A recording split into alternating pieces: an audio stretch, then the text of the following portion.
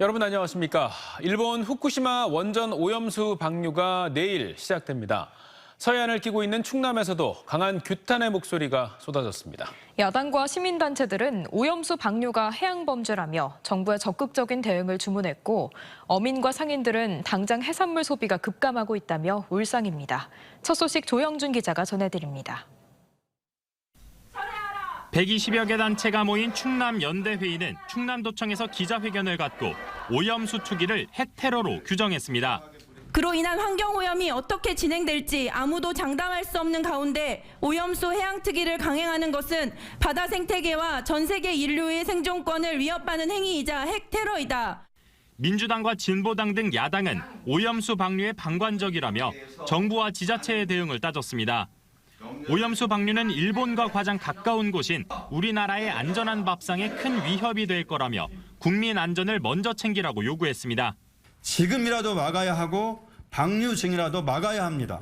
그래서 피해를 줄여야 합니다. 일본 정부의 파괴적 행위와 이를 방조한 윤석열 정부의 무책임한 행태에 반드시 책임을 묻겠습니다.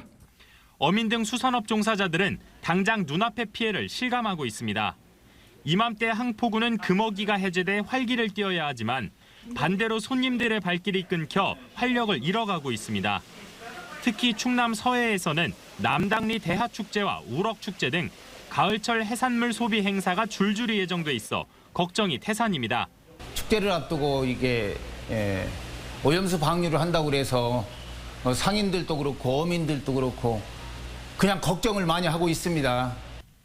방류가 실제 시작되면 서해 어민들의 집단 행동과 시민단체들의 저항이 거세질 전망입니다.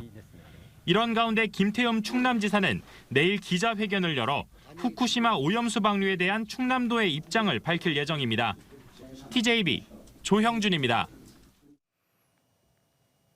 지난해 12월 대전 서구체육회장 선거에 개입했다며 위탁선거법 위반 혐의로 기소된 서철모 대전 서구청장에게 검찰이 벌금 500만 원을 구형했습니다. 서구청장은 대전 서구체육회장 선거에 보수 후보가 출마하면 지지자가 분산된다는 이유로 김경시 당시 후보에게 불출마를 종용하고 체육회 부회장직을 권유했다는 혐의로 재판에 넘겨졌습니다. 대원지법에서 열린 첫 공판에서 서 구청장은 공소 사실을 모두 인정하며 반성한다는 입장을 밝혔습니다. 서 구청장에 대한 1심 선고는 다음 달 13일 예정돼 있으며 금고 이상의 형이 확정되면 직을 상실하게 됩니다. 금은방을 운영하는 아내가 수십억 원대 금 투자 사기를 벌인 뒤 잠적해 의원직을 사퇴했던 부여 군의원이 자택에서 숨진 채 발견됐습니다. 피해자들은 숨진 군의원이 아내의 범행에 연루돼 있을 거라고 강하게 의심하고 있는데 남편이 숨지면서 경찰 수사도 난관에 부딪히게 됐습니다. 이수복 기자의 보도입니다. 부여의 한 금은방입니다. 셔터가 내려진 채 문은 굳게 닫혀 있습니다. 지난 14일 이 금은방을 운영하던 부여군의회 소속 군의원 A씨의 아내가 지인들을 상대로 구매 투자하면 수익금을 주겠다고 속이고 돈을 받아 챙긴 뒤 돌연 잠적했습니다. 현재까지 경찰에 접수된 고소장만 51건, 피해 금액은 90억 원이 넘습니다. 피해자 대부분이 수십 년간 알고 지내던 친한 지인이나 친척인데 드러나지 않은 추가 피해도 많을 것으로 추정됩니다. 피만 알고 봐야 난리 나지. 그런 사람이 많이 지금 무지개 많이. 일부 피해자들은 아내의 범행에 군의원 A씨가 깊이 관여됐다고 주장합니다. 건물 등 부동산이 A씨 명의로 돼 있고 지난해에도 땅을 사들이는 등 출처가 불분명한 돈으로 재산이 크게 늘어났다는 겁니다. 한 번 의원직을 했다고 해서 그렇게 큰 수익이 나서 매입을 할 수 있는 그런 금액이 안 된다라고 일반인들은 그렇게 생각을 하고 있거든요. 부인은 그동안에 금테크를 하기 위해서 여러 피해자들한테 거액을 투자받았고 그 금액이 다 어디로 갔냐 이거죠. 이런 상황에서 현직 군의원인 A씨가 어제 저녁 부여의 한 상가 건물 4층 계단에서 숨진 채 발견됐습니다. 지난 18일 입장문을 내고 의원직에서 사퇴 의사를 밝힌 지 나흘 만입니다. 경찰은 유서가 없지만 타살 흔적이 발견되지 않아 극단적인 선택을 한 것으로 보고 있습니다. 부여경찰서에서 사건을 이첩받은 충남경찰청은 해당 군의원을 상대로 조사를 벌이고자 했지만 숨지면서 수사에 어려움을 겪게 됐습니다. 경찰은 잠적한 군의원 A씨의 아내에 대한 소재 파악에 나서는 한편 금융거래 내역 등을 살피면서 주변인 연루 가능성에 대해 조사하고 있습니다. TJB 이수복입니다. 국민의힘과 정부가 당정 협의회를 열고 내년도 예산안을 논의한 가운데 충청권 현안 사업들이 포함돼 사업 추진에 청신호가 켜졌습니다. 대전에선 도시철도 2호선 트램 건설이, 세종은 금강 횡단교량 타당성 조사, 충남은 서산공항 건설을 위한 예산이 반영됐습니다. 대전 2호선 트램은 연말까지 사업비 적정성 재검토와 업체 선정을 마치고 2028년 개통을 목표로 하고 있으며 서산공항은 지난 6월 예타 통과가 무산돼 재기획 용역이 추진되고 있습니다. 하지만 아직 예산안 반영 금액이 정해지지 않아 국비 확보를 위한 충청권 의원들의 정치력이 중요할 것이라는 지적도 나옵니다. 정부가 추진하는 우주항공청 설립 운영안과 관련해 전국과학기술노조가 세종시 과학기술정보통신부 청사 앞에서 반대 집회를 열었습니다. 이날 집회에는 항우연 지부 등 조합원 100여 명이 참여해 과기정통부 방안대로면 항우연은 사실상 해체되는 수순을 밟을 것이라며 연구 현장 조합원들의 의견이 반영된 올바른 우주전담부처 설립을 위해 투쟁할 것이라고 강조했습니다. 세종의사당 설치를 위한 마지막 관문이었던 국회 규칙이 운영위원회 법안 소위를 마침내 통과했습니다. 다음 달 정기국회가 시작되면 법사위를 거쳐 본회의에서 최종 처리될 것으로 보여 빠르면 내년 말쯤 첫 삽을 뜰 수 있을 것으로 예상됩니다. 장서영 기자입니다. 국회의사당 이원화로 인한 비효율 문제로 여야 합의가 지연되며 계속 발목이 잡혔던 국회 세종의사당 건립을 위한 국회 규칙이 드디어 국회 운영위원회 법안 소위를 통과했습니다.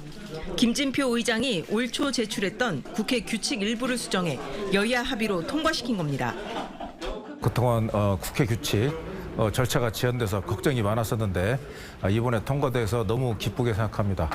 국회가 국민들께 약속한 대로 2028년 완공될 수 있도록 최선을 다해주시기 바라고 세종시도 적극 지원하도록 하겠습니다.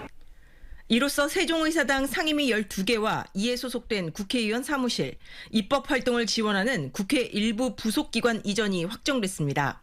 기재위와 산자위, 국토위, 정무위, 행안위 등 세종시에 있는 정무부처 관할 11개 상임위와 예결위가 그 대상입니다. 그동안 세종시 정무부처 공무원들이 국회를 오가며 발생했던 국정 비효율을 막을 수 있게 됩니다. 여야 합의로 국회 규칙이 통과된 만큼 오는 30일 운영위 전체 회의에 바로 상정되고 다음 달 정기국회가 시작되면 법사위, 11월 본회의 등을 거쳐 국회 규칙 제정이 마무리될 것으로 기대됩니다. 지금 200건 이상 밀려 있거든요. 그래서 이번 주에 한번 처리를 하고 또 9월에 밀리게 되면은 9월 말이나 그런데 10월에는 또 국정감사가 예정돼 있어요. 그러면은 11월이나 12월에 본회의에서 통과가 가능하지 않을까라는 생각. 이미 세종 국회의사당은 부지 매입비 350억 원과 설계비 147억 원이 확보되어 있는 상태. 올 연말까지 전체 건립 규모와 총 사업비 협의가 완료되면 내년 말쯤 착공이 가능하며 총 사업비는 5조 원대에 이를 것으로 예측됩니다. 완공 시점은 이르면 2028년, 늦어도 2030년으로 명실상부 행정수도의 면모를 갖춰가게 됩니다. TJB 장석영입니다. 충남 내륙에서 수도권으로 이어지는 서해선 복선전철을 경부고속철도에 연결시키는 사업이 정부 예비타당성 조사 대상으로 선정됐습니다. 충남도는 서해선 복선전철 연결 사업이 기획재정부 재정사업평가위원회에서 예타 대상으로 선정됐고 앞으로 1년여간 경제성을 평가해 사업 추진이 결정될 경우 오는 2026년 착공해 2030년 완공될 것이라고 밝혔습니다. 서해선은 홍성에서 경기 화성을 잇는 총 연장 90km의 고속철 노선으로 내년 하반기 개통 예정이며 충남도는 서해선과 경부고속철을 연결할 경우 홍성역에서 서울 용산역까지 48분에 주파할 수 있을 것으로 내다보고 있습니다. 충청권 초등학교들이 올가을 수학여행을 무더기로 취소할 위기에 놓였습니다. 경찰청은 최근 현장 체험학습, 수학여행 등 비정기적인 운행 차량도 어린이 통학버스 신고 대상에 포함한다고 규정하고 노란색 스쿨버스 등 규정을 갖춘 차량 운행을 요청하는 공문을 보냈습니다. 하지만 세종의 경우 해당 조건에 맞는 전세버스가 6대에 불과한 것으로 나타나는 등 노란색 전세버스가 거의 없는 상태여서 시도교육청들마다 비상이 걸린 상태입니다. 버스 업계는 규정에 맞게 버스를 개조하려면 좌석 교체 등 대당 500만 원 이상 비용이 들어간다며 유예 기간이라도 줄 것을 촉구하고 있습니다. 태안반도 기름 유출 뒤 삼성 측이 내놓은 2천억 원을 관리하는 허베이 조합이 내부 갈등 속 심한 혼란을 겪고 있는데요.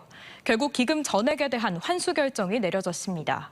하지만 조합은 환수에 불응하는 상태로 정부와 사회복지공동모금회는 비상대책위원회를 꾸려 강제 환수 방안과 환수 이후 기금 사용 방안을 논의하기로 했습니다. 강진원 기자입니다. 지난 2007년 태안반도 기름 유출 사고 뒤 사회복지공동모금회가 삼성중공업의 출연을 받아 허베이 조합에 맡긴 돈은 2024억 원. 어장보건 등 지역 공동체 사업에 써야 할 돈이지만 지난 2019년 조합 구성을 놓고 고소 고발이 이어지는 등 극심한 갈등 속에 정작 기금은 제대로 쓰이지도 못했습니다. 기금 집행 기간은 2028년까지로 5년 남았는데 집행률은 11%에 그쳤습니다. 분란으로 만들고 있죠. 읍면이 째겨져 있고 면리가 째겨져 있고 시군이 째겨져 있고 타협쳐가지고 거기에 또 이권 있는 사람들이 붙어 있고. 결국 공동모금회와 해수부는 지난 7일 더 이상은 안 된다며 11일까지 기금을 반납하라는 극약 처방을 내놨습니다. 하지만 환수는 아직도 이루어지지 않고 있습니다. 또 허베이 조합 본부도 기금 대부분을 수협 등 여러 금융권에 예탁한 상태여서 회수할 경우 이자 50억 원가량을 받지 못할 거라는 입장입니다. 특히 정부가 환수 이후의 대안도 제시하지 않았다며 지금은 돌려줄 계획이 없음을 분명히 했습니다. 환수를 하면은 후속 조치를 어떻게 할 것인가 그런 것도 없이 지금 무조건 환수 조치만 해달라고 하니까 지켜보는 거예요. 공동모금회는 환수에 대해 불응이 계속되면 민형사상 대응에 나선다는 입장으로 환수 이후 전문가와 지역민의 의견을 들어 사업 체계를 마련하겠다고 밝혔습니다. 배분 사업 위반 사항이 확인되어서 최종 환수 결정을 하게 됐습니다. 8월 말까지 조속히 비상대책위원회를 구성해서 기금 환수를 포함한 사업 정상화를 추진해 갈 예정입니다. 하지만 지역에서는 기금 환수 과정에서 그동안 기금 사용 적정성에 대한 조사와 함께 관리감독 소홀에 대한 각 기관의 책임도 물어야 한다는 목소리가 나오고 있습니다. TJB 강진원입니다. 내일부터 시작되는 전국철도노동조합의 준법 투쟁에 따라 무궁화호 경부선과 장항선 각각 2편씩 총 4편의 운행이 중단됩니다. 한국철도공사는 장시간 지연이 예상되는 무궁화호 4편의 운행을 중단한다며 승차권을 환불하거나 변경할 것을 요청했고 KTX도 정상 운행되지만 일부 지연은 발생할 수 있다고 설명했습니다. 앞서 철도노조는 국토부가 사회적 논의 없이 다음 달부터 부산 수서 고속열차 운행을 11% 이상 축소하기로 한 것에 반발하며 준법 투쟁을 예고한 바 있습니다. 오늘 낮 12시쯤 대전 동구 정동 대전역 인근의 한 공사 현장에서 6.25 전쟁 당시 사용된 것으로 추정되는 불발탄이 발견됐습니다. 터파기 작업 중 굴착기 기사가 발견한 불발탄은 지름 40cm, 길이 90cm의 항공탄으로 확인됐으며 폭발 위험은 없어 사고로 이어지진 않았습니다.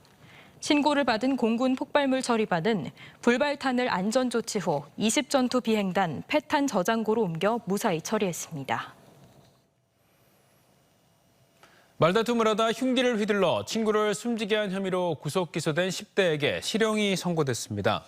대전지법 서산지원 형사 1부 조영은 부장판사는 함께 술을 마시고 말다툼을 벌이다 지난 2월 서산 동문동의 한 아파트 앞에서 친구 B군을 흉기로 찔러 숨지게 한 혐의로 기소된 17살 A군에게 징역 장기 10년, 단기 5년을 선고했습니다. 재판부는 고의가 아니었다는 A군 주장에 대해 흉기를 휘두른 뒤에도 주먹으로 때리는 등 폭행이 계속됐다고 판시했습니다. 대전에 이어 충남에서도 상습 음주운전자 차량이 압수됐습니다. 충남경찰청은 지난 2019년과 2022년 음주운전으로 면허가 취소돼 무면허 상태였던 26살 A씨가 지난 21일 새벽 4시쯤 공주에서 혈중 알코올 농도 0.242%의 만취 운전을 하다 또다시 붙잡혔다며 재범 가능성이 높아 A씨의 승용차를 압수했다고 밝혔습니다. 앞서 대전경찰도 만취 상태로 화물차를 몰던 50대의 차량을 압수하는 등 경찰은 음주운전에 대해 엄정 대응을 이어갈 방침입니다. 천안시는 무정차로 인한 시민 불편 해소를 위해 버스 정보 스탑 시스템을 도입해 인구가 적거나 어두운 10개 정류장에 시범 설치했습니다. 이 시스템은 승객이 타려는 노선번호 버튼을 누르면 정류장 위에 설치된 전광판에 승차하려는 버스 노선번호가 표시되고 신호가 버스 내 단말기에 연계돼 승객이 정류장에 있음을 알려주게 됩니다. 천안시에선 지난해 월 평균 버스 이용 불편 민원이 49건 접수된 가운데 무정차가 16건으로 32.7%를 차지했습니다. 대전관광공사가 세계 55개국 700여 명의 육가공 기술 관련 전문가들이 참가하는 2026년 세계 식육과학기술 학술대회를 대전에 유치했다고 밝혔습니다. 세계 식육과학기술 학술대회는 관련 전문가들이 최신 연구 성과를 발표하고 정보를 교류하는 행사로 지난 2010년 제주에서 개최된 바 있습니다. 대전의 상습 정체 구간 해소를 위한 사정교에서 한밭대교 도로 개설 사업이 기획재정부 예비타당성 조사 대상 사업으로 선정됐습니다. 이번 사업은 2031년 개통을 목표로 유등천 우안에 연장 7.54km, 왕복 4차로를 건설하는 것으로 예타조사를 통과하면 보상비를 제외한 설계비와 공사비 50%를 국비로 지원받을 수 있습니다. 대전시는 다음 달 착공하는 정림중에서 사정교 도로 개설 사업과 더불어 도심을 통과하는 국도 4호선의 교통량 분산과 출퇴근 시간 정체 해소에 큰 도움이 될 것으로 기대하고 있습니다.